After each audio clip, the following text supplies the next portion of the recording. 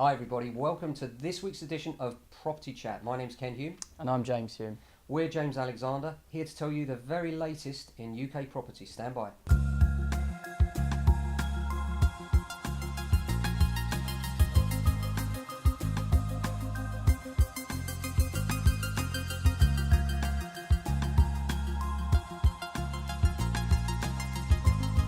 Well, welcome back everybody. James, quite a full schedule today, different things going on. Yeah, a lot of news.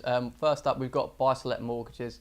We've seen a 15% rise on products from last year, which is good news in turbulent times for landlords. It's good to see some more products out there. I think we're up to 1610 now in terms of the amount of different products you can find. Yeah, and they've fallen, that's the key thing, they've fallen 0.3% in a year. So although the pace of the fall has slowed down a bit, at least we know that now we can get cheaper deals than we could this time last year. So our advice to you, if you're a buy-to-let landlord and you haven't got a fixed rate right now, then now could be a very good time to be looking for a change. You'll be surprised at the number of deals available to you. Not often we get a glint of light at the end of the tunnel in terms of landlords these days. It always seems to be bad news, people landlord bashing and the like, but certainly there's a good one for you landlords. Yeah, next up we had government ban leasehold houses, new houses that is. We touched on this last week briefly about new houses being sold with ground rent, which would double, was it every 10 years I believe. That's right. Gave a few problems to first time buyers. Now actually I think there's been money set aside by, I think it was Taylor Wimpey set aside 130 million to repay some first time buyers. That's right. Which is good news. Yeah, well, it's good news that they've set the money aside. What annoys me is that the greed, the sheer greed that the top house builders have got here in terms of misleading first-time buyers, and I do feel that it's largely misleading. They knew very well that buyers were unlikely to pick up on this. Luckily, the Nationwide stood up and said, hang on a minute, we're not allowing this. We're not allowing mortgages on these houses. It became a national headline. The government intervened and said, you know what, we're going to ban these leasehold new homes.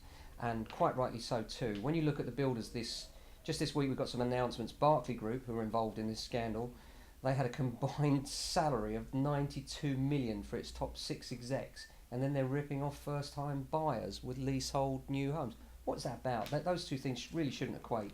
And Taylor Wimpey, that James was just referring to there, their profits, they have dropped, but they're still 205 million. Come on, do you really need to rip off first-time buyers? Get a grip and get some morals. Next. Next we had the sex rent scandal. Talking of morals, or lack of therein. We had Craigslist, sites like Craigslist were offering sex for rent to landlords, basically asking for sexual favours from potential tenants online.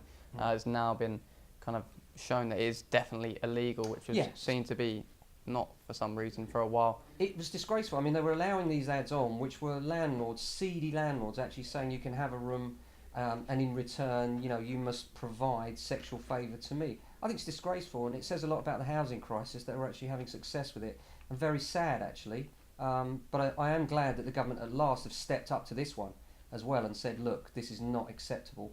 And in 2017, we shouldn't be looking at such headlines really.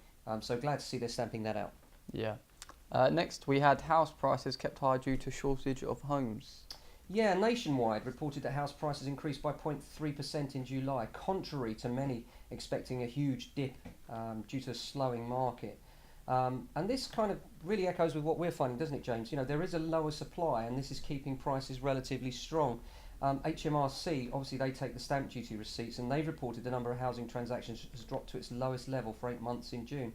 So, you know, it's what we've said before, when you look at the market as a whole, although you may say, okay, not as many people are buying, well, guess what? The figures prove it. Not enough people are selling, and that's keeping property very much up there still.